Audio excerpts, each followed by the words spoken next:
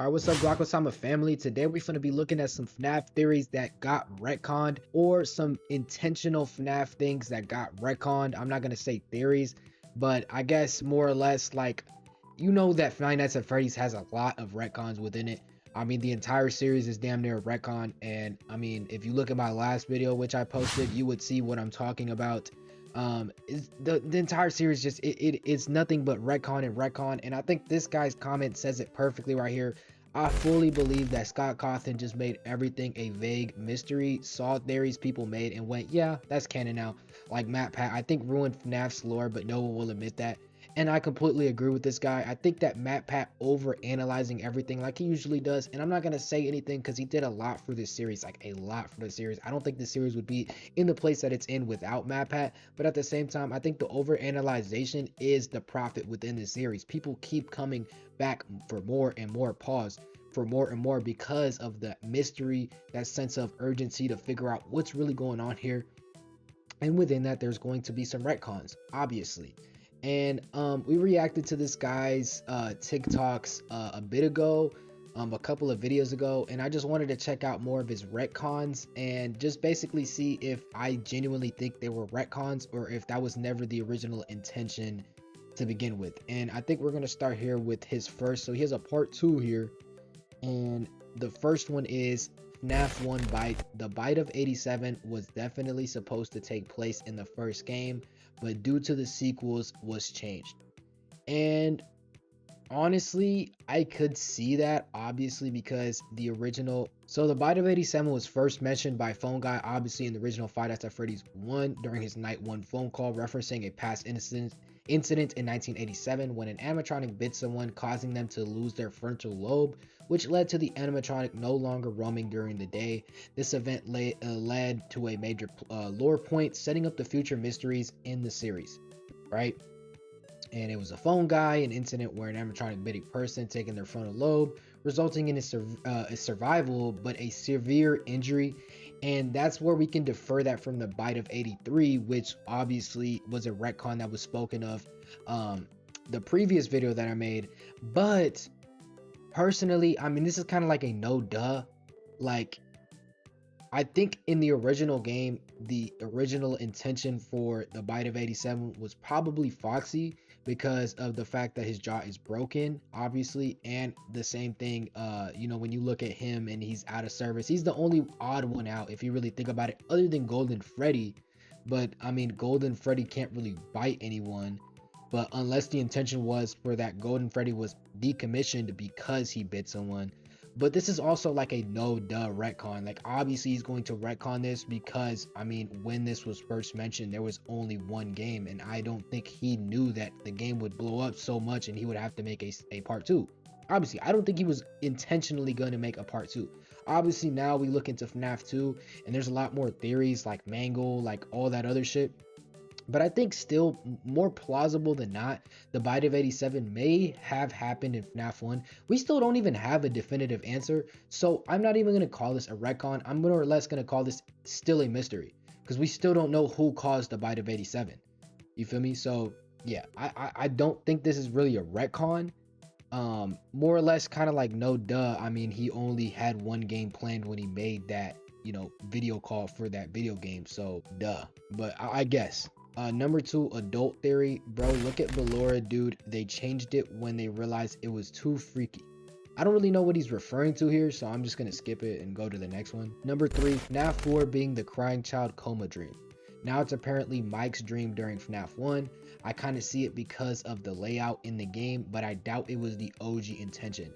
And when looking back into these games, I can agree with you on some sort, because it makes more sense for it to be Evan, right, the crying child, because for one, he's a kid, but for two, I mean, he is hospitalized and there's all that other hospital shit throughout the game, like the flowers, IV machine, all that other shit.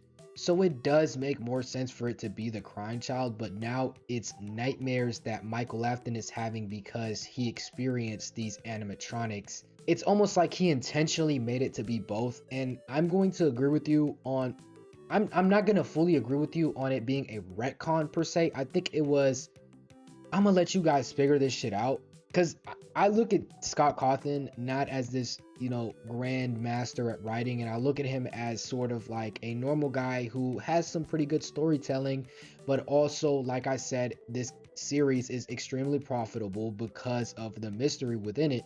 So I'm going to lead it with this. I think that the original intention was to trick us that it was Evan, but it was actually Mike the entire time having these nightmares.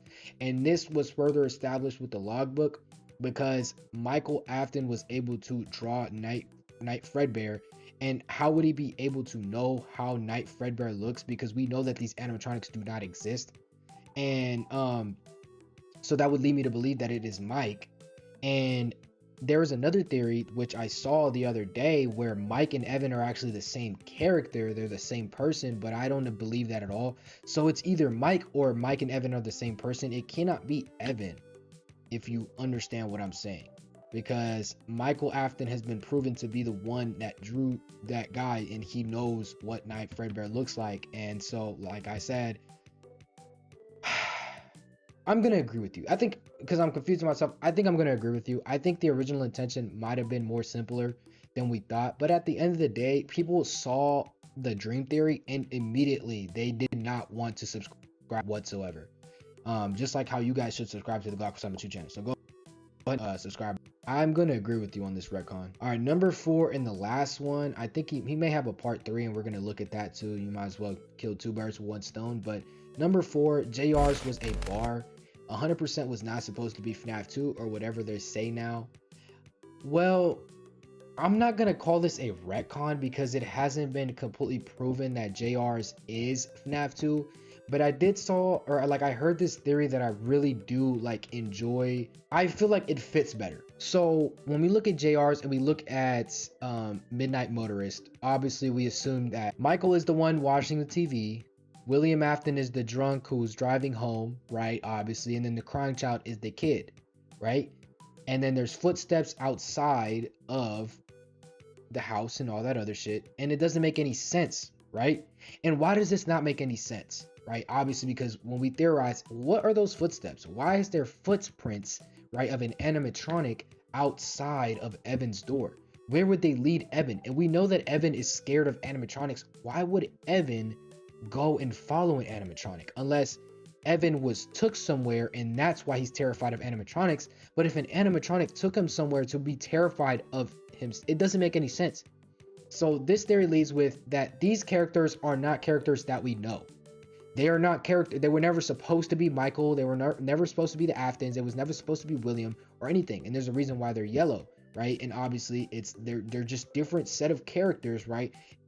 Purposely set there to trick you because, in Scott Cawthon's brain, he has to make everything like a complete survival. Like, I don't understand why he has to make everything so difficult to understand, right? But I think he purposely put this there to trick everyone to think that it is the Aftons, but it's actually not, right? And when we look into the FNAF movies, which obviously aren't canon, but we're going to use it as, canon,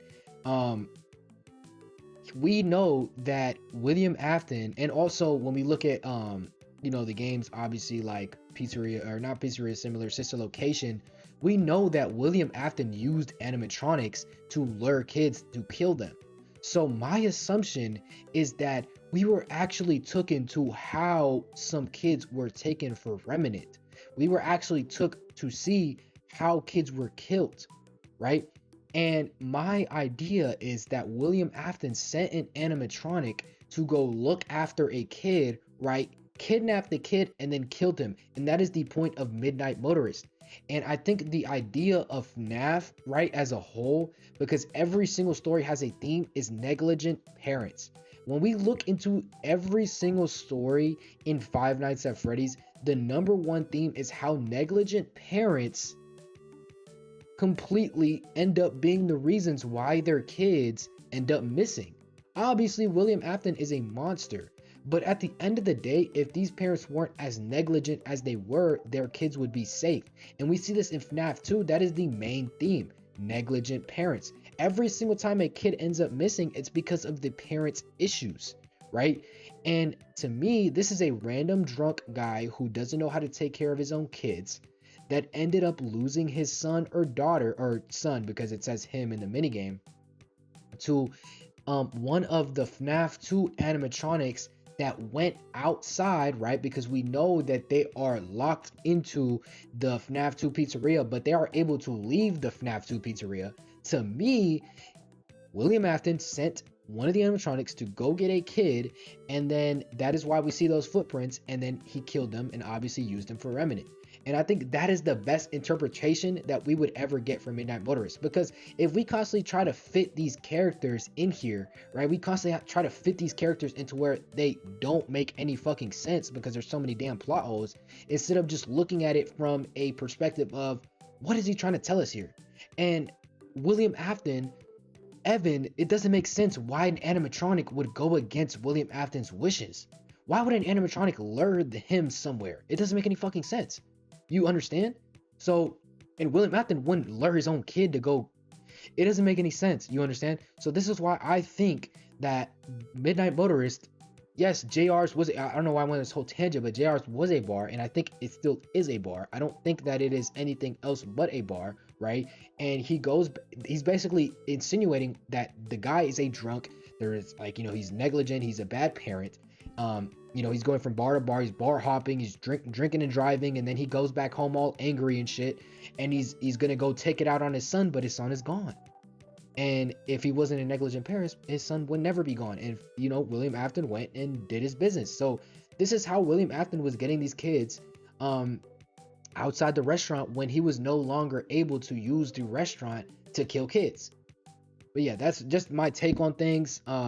But this is where I'm gonna end the video here, guys. Hopefully everything I said makes sense. You know what I'm saying? I love all of y'all. Make sure you guys hit like and subscribe. I'm gonna see y'all in the next video, and let me know in the comments down below what you guys think, and let me know your guys' opinions on this series. But I'm gonna see y'all in the next video. Bye.